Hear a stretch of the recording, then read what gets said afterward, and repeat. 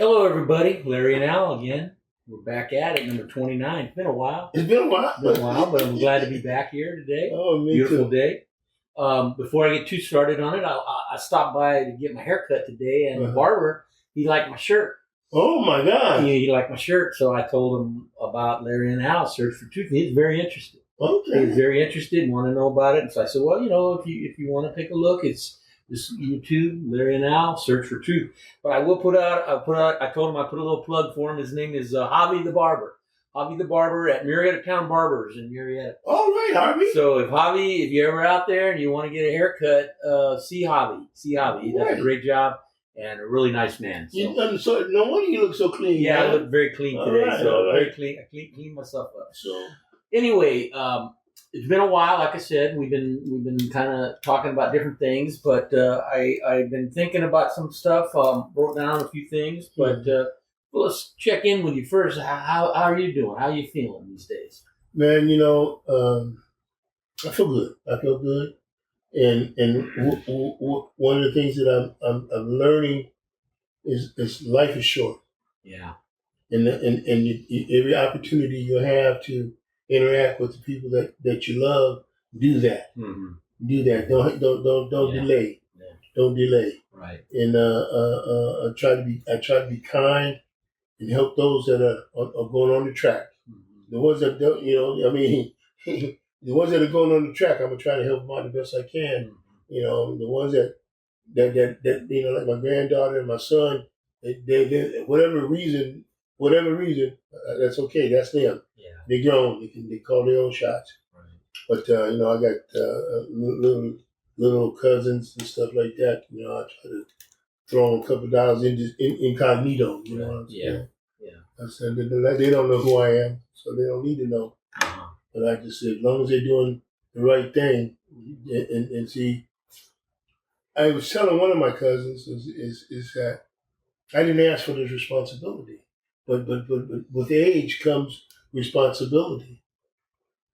Okay, and especially if in a situation where you are by de facto a leader of a group of people. I'm the oldest. The elder statesman? I'm the oldest of the Steele clan that's still alive. And like you said, with that comes a responsibility. Yeah, even though I have an aunt that's a year and a half younger than I am, but she hasn't helped anybody in her life. But well, that was all. You were always helping people, so I mean, it's not like you reached this point now. You are. No. What I'm talking about family. I'm talking about family, and the tragedy of it is that on both sides of my family is that I'm the oldest, second oldest on one side, and the oldest on another side. But you can't help anybody. You can't educate anybody if nobody's there. If they're not listening? No. What I say? If nobody is there, you can't help anybody if they're not there. You get what I'm saying? Okay, I have a small group of little cousins that I know. Okay, but when I tell you this, we are related to half of the black folks in San Diego. Yeah, you told me that. Right? Okay, there's about 10, 12 families, that we're related to. But instead of, this is where the power to get things done, helping folks go through college, helping folks get jobs. You see what I'm saying? Doing that way, we can't do it because we're not unified as a family. Okay, and the main family is the Denny family. That's the only thing I remember. That's the core family from when I was a little boy, and everybody spread out from there. Mm-hmm. Okay, but you solidified. My father's two brothers, and then they went their way, and then my Uncle Hero, and Uncle Fred, Uncle Lucille, they went their way, and then and Gwen and Trudy, and my Uncle Artie, man, he passed away when he was when I was a little boy, when I was like 8 years old. And then there was Carl, who was in and out of jail. So I never had a chance. I have never, ever had a chance to have a grandfather or a grandmother. Okay, think about that. I'm the only child. Never had a grandmother. I never had a uncle. You get what I'm talking about? Okay? So that's a loss then. Well, that's lost because then you don't have the connection. Then nobody knows who you are. You see, people in the black community, they're sketchy because you got so many guys that are hustlers and they take advantage of family with schemes and scams and stuff like that. So they push themselves out of the picture. You got what I'm saying? Yeah. Instead of bringing it together and finding out who's going forward now. What kind of help do you need? Mm-hmm. You see what I'm saying? That kind of thing. Yeah. Well, it kind of led me into thinking about coming and talking with you, and so one of the things I think about as we get older, and what it kind of fits into what you're saying, is this whole idea of forbearance. What's your thoughts on that? The idea that forbearance is the root of all quietness and assurance. What is that? Forbearance to kind of handle things, tolerate things, deal with things, and not react to them, not necessarily get angry or feel like you learn. You learn as you live. Mm-hmm. When I was young, I was a pistol. I stood up. I wasn't. I would try to right every wrong. Mm. I would. I'm not taking this. I'm not. But then I start realizing that I can't confront that man. I can't confront the man every time he's wrong in my eyes, because I got a family to take care of. Okay, I could be. That's when it's like a sense of maturity. That's when I went underground. 10 years I went underground. Mm-hmm. Okay, because I had a family. I said, wait a minute. They fired me. My kids don't eat. My kids can't eat. Right. Okay, I can't have a job. And so a lot of young black men sometimes get into that stance where they doing me wrong, and I got to stand up for myself. You just learn how the game is played. And that's what I did. And, you used to say, Larry, remember when I told you, Larry, I could protect you, but you couldn't protect me? And you ever figure out what that means? Yeah. Tell me what it means. Well, it just means that I people will react to me differently than they will you. And you're the white boy. Yeah. But you ain't seeing. See, you're not seeing what I'm seeing. Right. They're disrespecting you to your face. Mm-hmm. Okay. Mm-hmm. I'm watching it, okay? But I can protect you. That's what I tried to do. When you came to me and asked me about certain things, I said, well, this is what you need to do. And do this. Remember, I used to always tell you, do this, okay? But see, you're not seeing that. The prime example was the last time we were together. And you decided that you wanted to stay, and they came to, remember my hapstance came to the site that day. They said, and because I couldn't figure out what the deal was. I'm trying to figure out what the deal was. But see, your responsibility was to lure me over to juvenile hall because you were going there. You got what I'm saying? That's what you were supposed to do. And I would always say, and I told you, no, I'm going to the. What you didn't realize that I put together Harbor Learning Center. Those rooms, I put together for me and you. Okay, but then when you said, I changed my mind. I think I'm going to go with you, and then they showed up at the door, and then they said, no, you ain't. You're going to go over to juvenile hall, and I was supposed to follow you over there. You got what I'm saying? Mm-hmm. But that's what I always said. Remember, I always say a bird in the hands with two in the bush. Yeah. And And I always, whenever something's brand new, I want to be the first one there. Because whenever you start something brand new, you set the standard. You get to put your thumbprint. You should put the standard on it. Okay? And so, but no, but when I got down to really hit me was when I was getting divorced. And that was, after 17 years of marriage, you're getting divorced. And so I that's when I closed up, I closed up my master's, and I got all the things that educationally that I needed to get done. And then I let my janitorial business go. And I said I have to take care of myself. And I didn't date or anything like that until all my kids were 18 years old. I got out. Because the main thing, I wanted to be available for them. Okay, I wanted to be every other weekend. And then, and the ladies, some ladies that was dating, they said, "Well, geez, we want to meet you. I want to meet your kids." I said, "No. I said, we no longer going out no more. That fool. I'm not playing that game. You're not getting into my life that way, because I had a responsibility to be a father to my children. Keep it separate. Oh yeah. Because people want to gain control of you, and how can they get involved with your children and stuff like that? My children don't need to know anybody that I knew.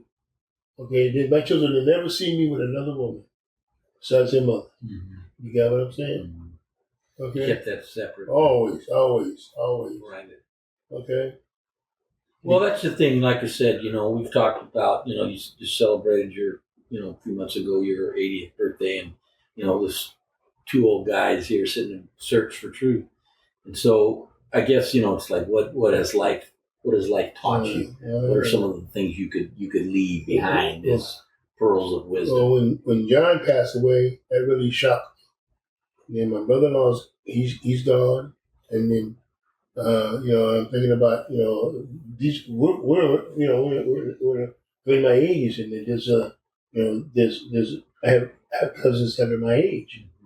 And I'm just thinking about being a kind and understanding human being for those who come before me.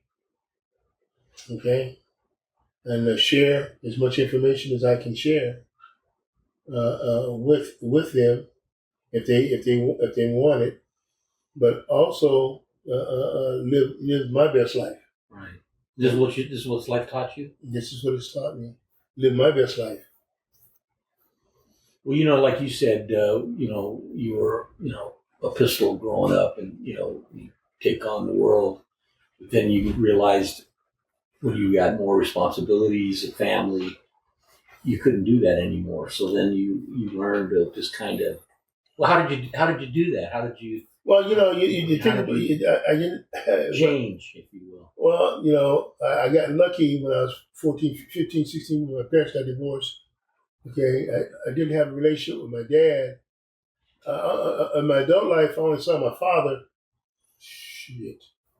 maybe 4 or 5 times, maybe 8 if I saw him that much. But we did talk on the telephone.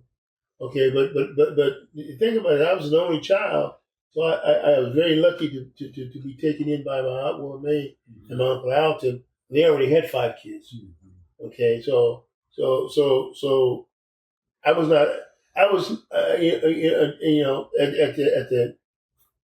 at the teenage to the adult stage of my life, I was never the focal point of anybody's. Well, it was before you were the only child. I was an only child. So now you're part of a bigger family. And I had to learn.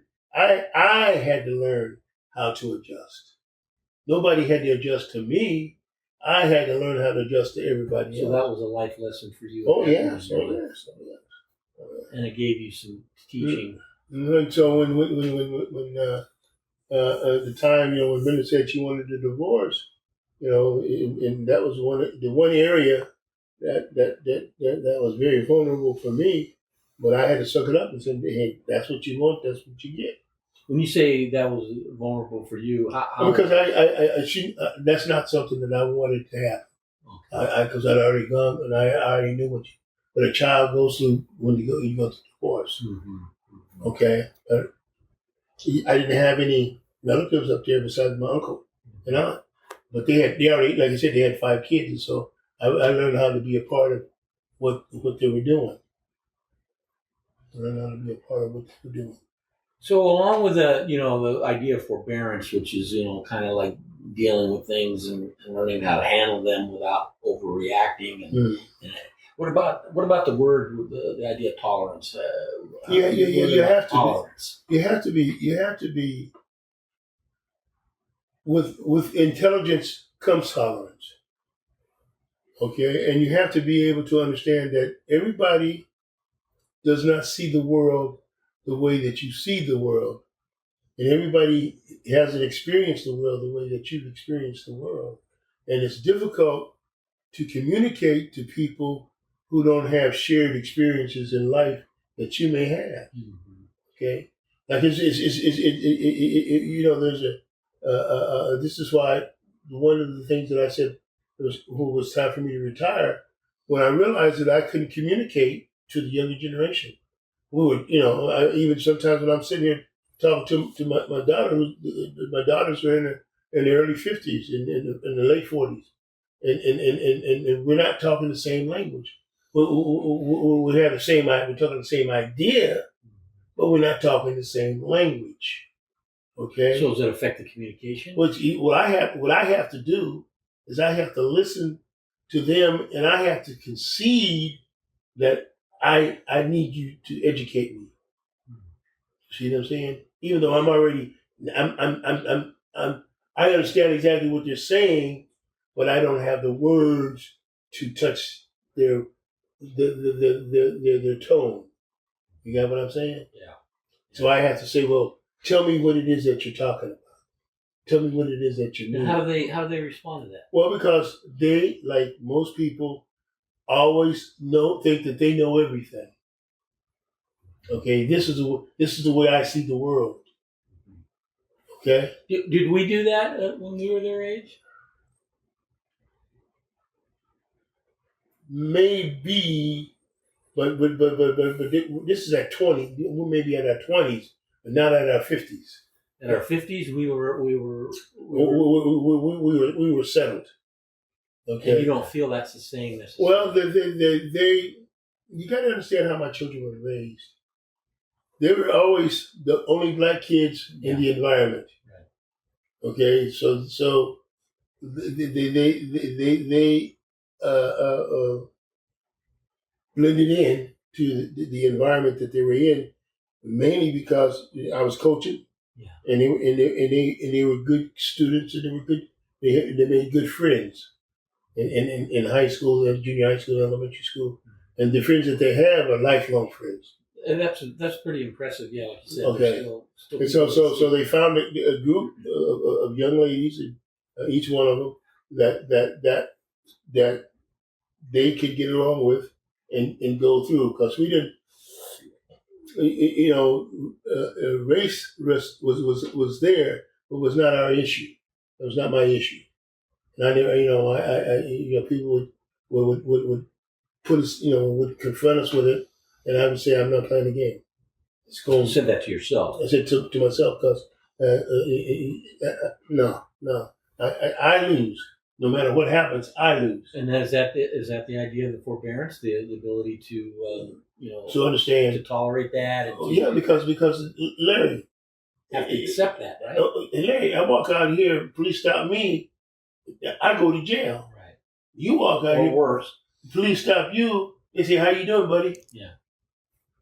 No, I didn't understand that. You get what I'm saying? Mm-hmm. Mm-hmm. Well, that leads me to another thought I had about this. You're talking about your daughters, and I think it applies to just the generational difference, not just the kid that our own kids are related to us. But do you feel as you get older a little more that you have a little more, you're a little bit more insignificant? You're not as important, if you will, or you're not instrumental in right. society or no, even in your family. They're on the sidelines now. Even in your family, because they're not smart enough to understand. I have a lot of answers to a lot of questions. And is that typical of Well, human beings, if you will, in society? It depends on their mental state of mind. You got what I'm saying? Mm-hmm. They never sit down. You have to sit down and say, why am I in this situation? Okay, they ask me questions and I give them answers about how to do things. And well, I don't have enough money to buy a set of tires.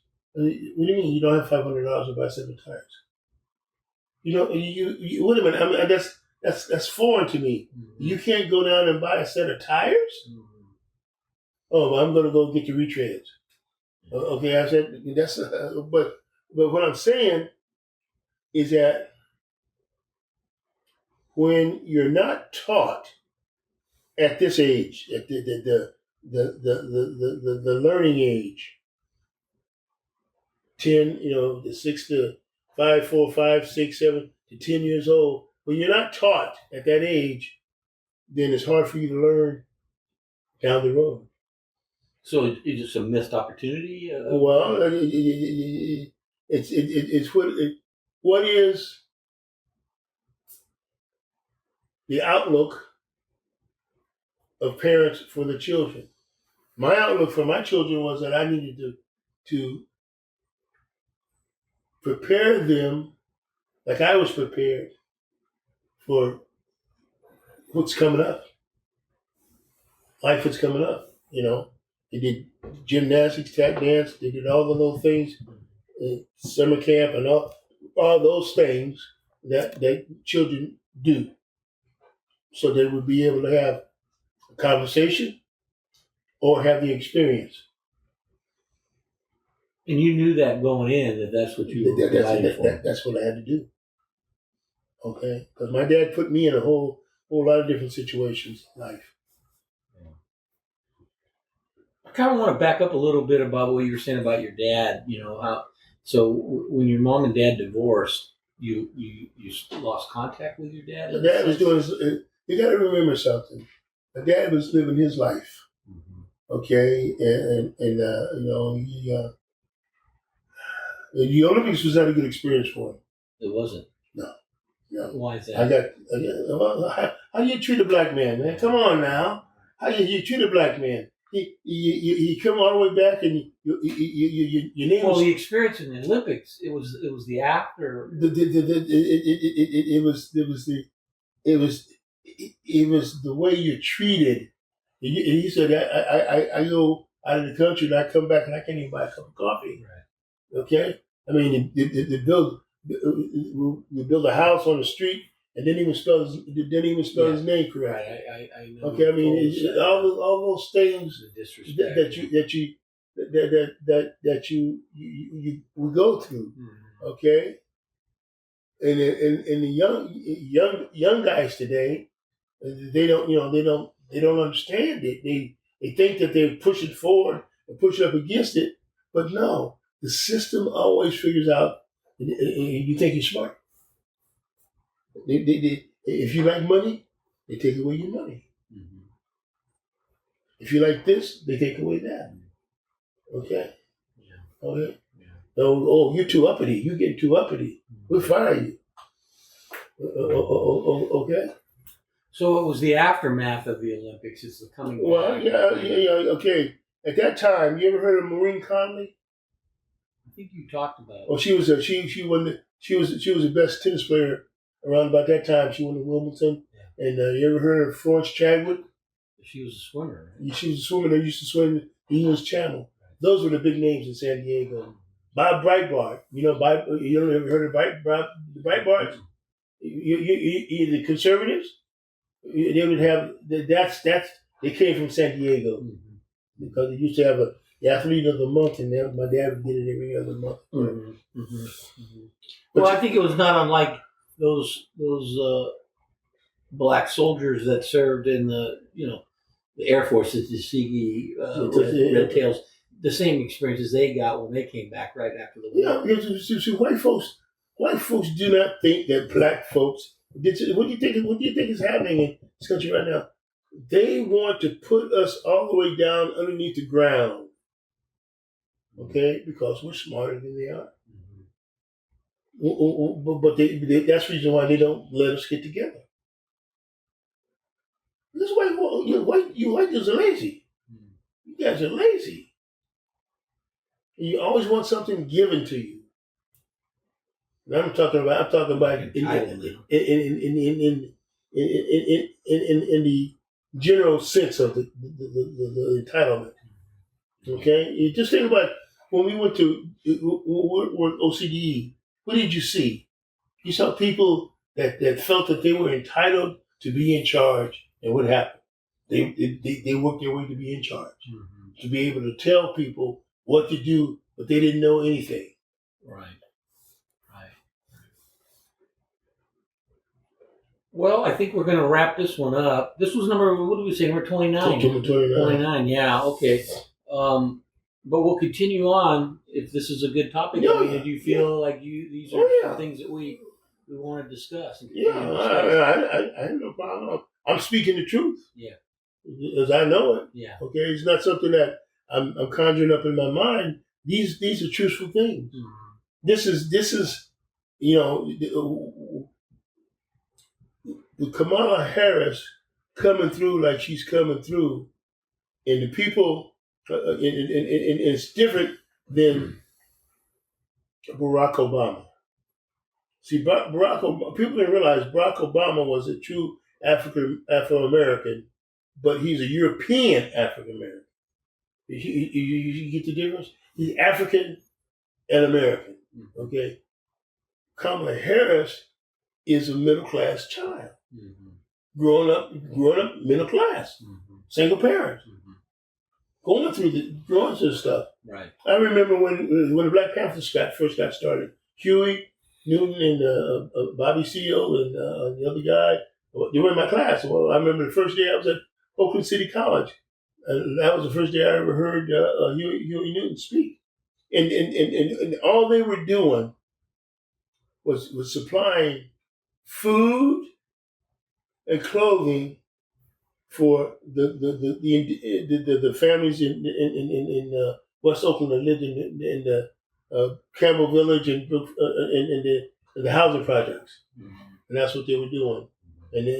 But they were teaching young people how to take care of themselves. So. All right. Well, that's a good way to end it, and we'll continue on. And until next time. Peace out. Peace out. Amen. Yeah. Those of you that are out there listening, subscribe to our page so that you can get the notifications of when we're going to record again.